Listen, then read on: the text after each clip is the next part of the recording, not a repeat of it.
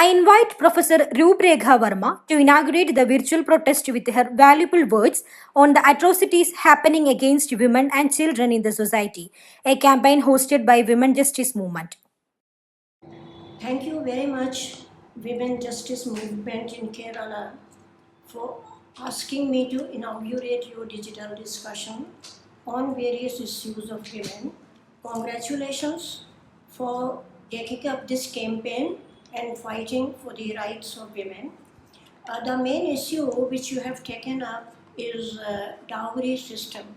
This custom of dowry, in my opinion, is a most perverse and unjust custom in India.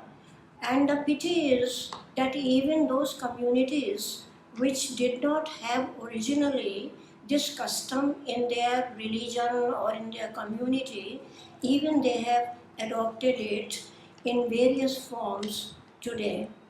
This dowry system, very ironically, is so unjust and it is ridiculous that it converts the most intimate and beautiful relationship between two human beings into a trade. And this trade is so unique and unparalleled in the scenario of all the other trades that this is the only trade where you pay for the ware but do not take away the ware with you. You pay for the son-in-law, but you do not bring son-in-law home. You make the payment, leave your bought item untouched, and on the top of it, you give away your dear daughter. How unjust can it be that you want to see the girl, your daughter, away from your home? You pay through your nose, you do not put much conditions for her welfare, and give away your daughter on such humiliating conditions. Moreover, if you look at the market scenario of these days, the more open the market is, the more volatile the market is, the more demands and desires keep playing in the arena.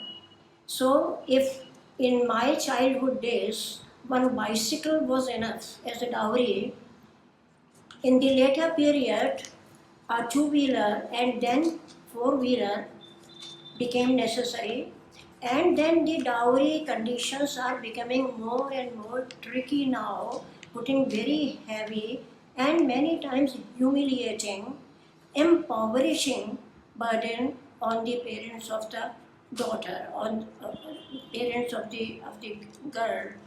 Yeah, new conditions are that you come to the place of the residence of the groom, you make new arrangements there which are more costly, you pay for the expenses which the groom's party was supposed to pay. The quality of things is going higher and higher in demands. The number of the persons who have to have feasts is also increasing, and the girl's condition is becoming poorer and poorer. Among the incidents of violence on women in her in-laws' house, dowry is a major element. Dowry is a major, and the pity is that the whole nation, including judiciary, is crying hoarse about misuse of dowry. Has any survey been made? What a percentage of misused cases of dowry are there in the country? No survey has been made. No scientific investigation has been made.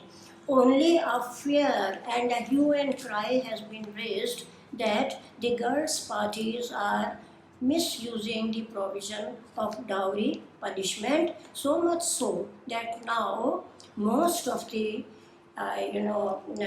violence makers are not even arrested and they go scot-free. Anyway, this story of violence on women in various forms, for various excuses, in various fields and forms is very long. It will take time, much longer discussion to dwell upon it, but I think to begin with your discussion, this much should be just a starting point. It must be enough for cutting the ice. And once again, I thank you, organizers, for asking me to open this discussion. And also, once again, congratulations for taking up these issues on war front. I am sure that in future we will remain allies and work harder on these issues. Thank you very much.